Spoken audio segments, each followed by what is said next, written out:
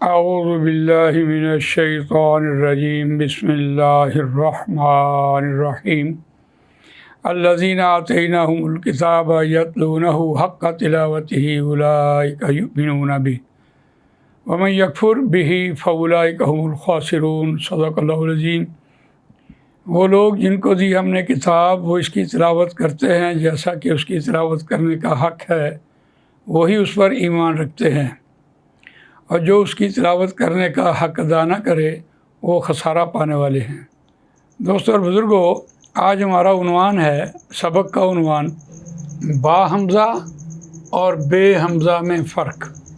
ایسے افعال جن کے ساتھ حمزہ جڑا ہوا ہوتا ہے وہ، اور کون کون سے ایسے افعال ہیں جن کے ساتھ یہ حمزہ جو ہے وہ جڑا ہوا نہیں ہوتا، یعنی وہ انفکس ہے۔ تو یہ بات یاد رکھیے کہ جس کو ہم کہہ رہے ہوتے ہیں با حمزہ، اس کا مطلب ہوتا ہے کہ اس کا حمزہ فکس ہے، اس کے ساتھ جڑا ہوا ہے، جیسے ہم کہہ رہے ہوتے ہیں با وقار، وقار والا۔ اور جسے ہم بے حمزہ کہہ رہے ہوتے ہیں، اس کا مطلب ہے بے وقار، یعنی وقار کے علاوہ کوئی عزت نہیں، کوئی احترام نہیں، اس کے یہ معنی آ رہے ہوتے ہیں۔ یہ وداؤٹ حمزہ ہوتا ہے، یہ فکس ہوتا ہے اور یہ انفکس ہوتا ہے۔ اب ہم دیکھتے ہیں کہ یہ فکس اور انفکس کے کون کون سے ابواب ایسے ہیں جن کے اندر اس کی اپلیکیشن ہوتی ہے۔ دیکھیے، فتح تفتح، فتح ماضی ہے، تفتح مضارع واحد مذکر حاضر کا صیغہ ہے۔ ثلاثی مجرد میں ضرب، تضرب، نصر، تنصر۔ اور جب ہم ان کا امر بنا رہے ہوتے ہیں تو اس کا تا جو ہے یہ ڈراپ ہو جاتا ہے، یہاں والا تا بھی ڈراپ ہو جاتا ہے، یہ تا بھی ڈراپ ہو جاتا ہے، اور لکھنے کو پھر فا کے اوپر جزم، تا کے اوپر زبر اور ہا جزم والا یہ لکھا جاتا ہے۔ ثلاثی مجرد میں یعنی فتح، تفتح، تضرب اور تنصر کا تا ڈراپ کر کے اب جو لکھا گیا ہے اس کے ساتھ ہم نے اس کو پڑھنے کے لیے ایک حمزہ لگایا ہے۔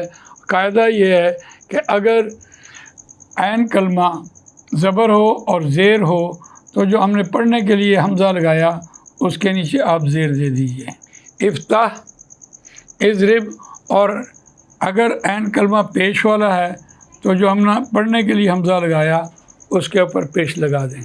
قاعدہ یہ ہوا۔ اب ہم دیکھتے ہیں کہ جب ہم اس کو اپلائی کرتے ہیں، پڑھائی کے اعتبار سے اپلائی کرتے ہیں، تو چونکہ ہم نے پڑھنے کے لیے خود حمزہ لگایا تھا اور اس کے نیچے حرکت لگائی ہے، اوپر ہم نے پیش لگائی، تو جب عبارت میں وہ آتا ہے تو حمزۃ الوصل ہوتا ہے، ڈراپ ہو جاتا ہے۔ اس ڈراپ کی مثال ہم یوں دیتے ہیں، جیسے ہم کہتے ہیں الکتاب و القلم۔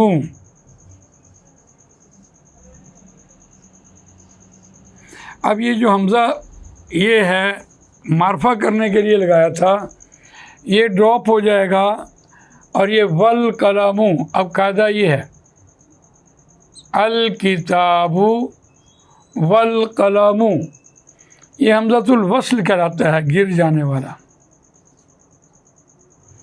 یہاں دیکھیے ثلاثی مجرد میں تین حرفی میں با فتح، ضربہ اور نصرہ میں یہی قاعدہ رہے گا۔ قاعدہ یہ ہے کہ اگر آپ نے امر بنانے کے لیے عین کلمہ زبر اور زیر ہے تو جو حمزہ زیر لگایا اس کے نیچے زیر دے دیں، اور اگر پیش ہے عین کلمہ تو حمزہ کے اوپر پیش دیں۔ لیکن جب یہ عبارت میں آئے گا تو یہ بن جائے گا ون وفتح، وضرب اور ونصر، یہ رہ جائے گا۔ اسی طرح جب ہم ثلاثی مزید فی میں دیکھتے ہیں، باب افتعال میں جاتے ہیں، افتعال، تفتعل، تو اب یہاں دیکھیے امر بنانے کے لیے اس کی تا مضارع والی ڈراپ ہو گئی تو الف ہم نے لگایا، تو قاعدہ وہی رہے گا افتعل، اتبع۔ اور اسی طرح باب استفعال میں جائیے تو تستغفر ہوتا ہے، حاضر کا صیغہ، تو جب آپ نے تا ڈراپ کی تو اس کے نیچے بھی آپ زیر لگائیں گے، استغفر، یہ رہے گا۔ لیکن جب آپ اس کو عبارت میں لے کے آئیں گے تو پیچھے اس کے اگر کوئی حرف آ رہا ہے تو اس کو ملائیں گے، تو یہ جو حمزہ آپ نے لگایا اور یہاں پڑھنے کے لیے آپ نے زیر لگائی، یہاں یہ ڈراپ ہو جائے گا۔ ان کو یعنی ثلاثی مجرد کے اور ثلاثی مزید فی کے ایسے افعال جن کا حمزہ ڈراپ ہو جاتا ہے ان کو ہم کہتے ہیں حمزہ بے حمزہ وداؤٹ، یعنی ان فکس، یہ کہہ رہے ہوتے ہیں۔ اسی طرح جب ہم ان بابوں میں آتے ہیں افعل یفعل تفعل میں، باب افعال میں، تو یہاں جب ہم اس کا امر بنا رہے ہوتے ہیں، امر حاضر بنا رہے ہوتے ہیں، تو اس کا جو حمزہ ہے وہ فکس ہے، یہ ڈراپ نہیں ہوتا، کسی صورت ڈراپ نہیں ہوتا، اس میں عین کلمے کی کوئی قید نہیں رہتی، یہ افعل ہوتا ہے، یہ حمزہ فکس ہوتا ہے۔ اور جب ہم اس کو عبارت میں لے کے آتے ہیں تو واو کے ساتھ ملائیں بھی تو تب بھی یہ وافعل رہے گا۔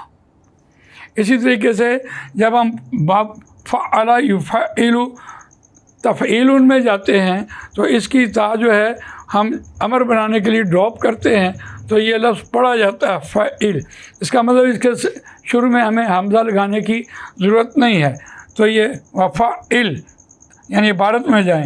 تو اسی طرح اس باب میں دیکھیے فعل تفعل فاعل، اب یہاں بھی یہ پڑھا جا رہا ہے فا، اس لیے حمزہ لگانے کی یہاں ضرورت نہیں ہے، اور جب ہم عبارت میں لے کے آتے ہیں تو یہ وفاعل بنتا ہے اس کا امر کے حوالے سے۔